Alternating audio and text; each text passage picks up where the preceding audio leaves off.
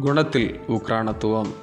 அதற்கு அவன், மகளே, நீ கர்த்தரால் ஆசீர்வதிக்கப்படுவாயாக. நீ தரித்திரரும் ஐஸ்வர்யவான்களுமான வாலிபர்களின் பிறகே போகாததினால் உன் முந்தின நற்குணத்தை பார்க்கிலும் உன் பிந்தின நற்குணம் உத்தமமாயிருக்கிறது.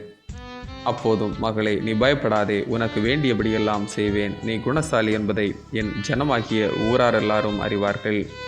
நான் சுதந்திரவாளி என்பது மெய்தான், ஆனாலும் என்னிலும் கிட்டின சுதந்திரவாளி ஒருவன் இருக்கின்றான். Ruth 3:10-11-12.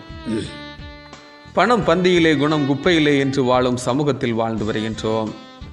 Character is loss, everything is loss என்ற பழமொழி பண்புகள் இழந்தால் வாழ்வில் அனைத்தையும் இழப்பாய் என்று நல்ல குணம் எவ்வளவு இன்றியமையாதது என்று கூறுகிறது.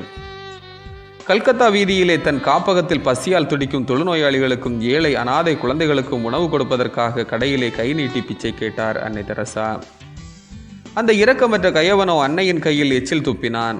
சற்று மனம் தளராத அன்னை, இது எனக்கு, என் காப்பகத்தில் இருக்கும் திக்கற்றவர்களின் பசியை போக்க அவர்களுக்கு ஏதாவது கொடு என்றதும் தலைகவிழ்ந்தான். அன்னையின் சாந்த குணத்தையும் இரக்க குணத்தையும் கண்டு வியந்தான். காப்பகத்தின் அனுதின தேவையை சந்திக்கும் மனிதரில் ஒருவராக மாறினான். நமது குணநலங்கள் எப்படி வெளிப்படுத்தப்படுகிறது?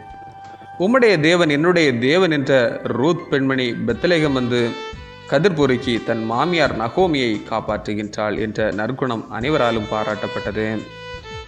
போவாசின் வயலில் பணி செய்யும் பணியாட்கள் நகோமியின் மருமகள் ரூத்தின் இரக்கம், பொறுமை, சகிப்பு, ஒழுக்கம், பகிர்வு போன்ற குணங்களை போவாசிடம் கூறினர். திருமண முயற்சியில் ரூத்தின் நல்ல குணத்திற்காக பாராட்டி திருமணம் வாழ்த்துடன் பெத்லெகேமில் நடைபெற்றது. நற்குணம் உயர்வு தரும். ஆமீன். இந்த நாள் உங்களுக்கு இனிய நாளாக மலரட்டும்.